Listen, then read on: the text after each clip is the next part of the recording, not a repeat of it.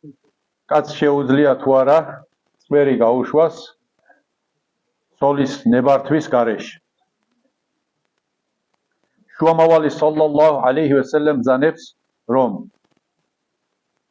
არავითარი მორჩილება ქმნილებების მიმართ გამჩენის სიურჩეში. ანუ ალლაჰ სუბჰანაჰუ ვა თაალას გარდა სულ ყველაფერი, ყველა არსება არის ქმნილება. შემდგომ გაჩენილი ალლაჰის მიერ შექმნილი არსება. ალლაჰი არის ამ ყველაფრის გამჩენი, სამყაროს შემოქმედი. ქმნილებას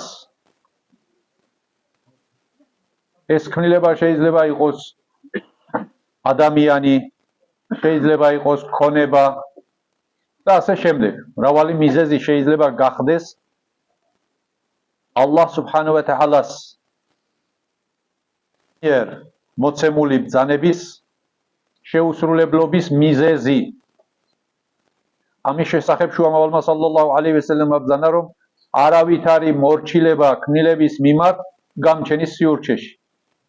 თუ რომელიმე ქმნილებას დაემორჩილები მის სურვილს, ნებასურვილს ასრულებ, მისი სიტყვით გაიარ და ეს გამოიწვევს შენი გამჩენელის მიმართ დაუმორჩილებლობას, არავითარ შემთხვევაში არ შეიძლება.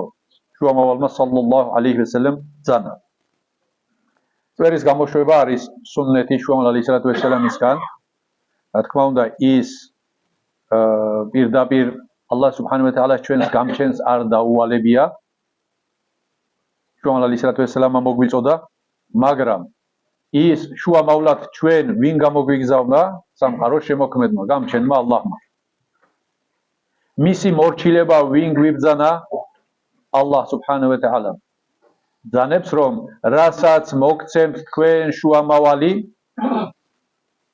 მოგცემთ არ იგულისხმება მარტო ფიზიკურად მოგცემთ. ანუ რასაც გასწავლით, რასაც მოგიწოდებთ. ანუ შეიძლება ფიზიკური სახითაც მოგცეს შუამავალმა და შეიძლება ცოდნის სახით მოგცეს, შეიძლება ბრძანების სახით მოგცეს შუამავალმა სალლალლაჰუ ალეიჰი ვესელემ. რასაც მოგცემთ შუამავალი, აიღეთ იგი და რასაც აგიკრძალავთ, თავი შორს დაიჭირეთ მისგან. ასევე კიდევ ერთ აიათში ბრძანებს სუბჰანაჰუ ვა თაალა, قُلْ إِن كُنْتُمْ تُحِبُّونَ اللَّهَ. შუამავალს ეუბნება, რომ შენს მიმდევრებს უთხარი, თუ კი თქვენ გიყვართ ალლაჰი, فَاتَّبِعُونِي, მომყევით მე, ჩემი მორჩილები იყავით.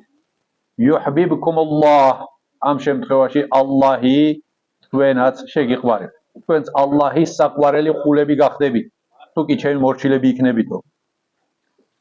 აქედან გამომდინარე, შერიათის ნებისმიერი ბრძანება, მხოლოდ ეს წვერზე არ არის, ნებისმიერი ბრძანება ვინმესთან შესათანხმებელი, ვინმესთან ნების ასაღები თემა არ არის. თუ ხედავთ, რომ შერიათი ამას გვიბრძანებს, ჩვენის მაშინვე უნდა შევასრულოთ, თუ ხედავთ, რომ ამას შერიათი გვიგზალავს, იმას მაშინვე უნდა მოვერიდოთ. ეს შეიძლება იყოს ლოცვა, შეიძლება როგორც კაცს არ ჭირდება ცოლისგან ნებართვა, რომ წვერი გამოუშვას თუ არა, ასევე ქალს არ ჭირდება ქმნისგან ნებართვა, თავი დაიბუროს თუ არა. რადგანაც ეს ალლაჰის ბრძანება არის და იქ ქმარი არაფრად აღარ ითვლება.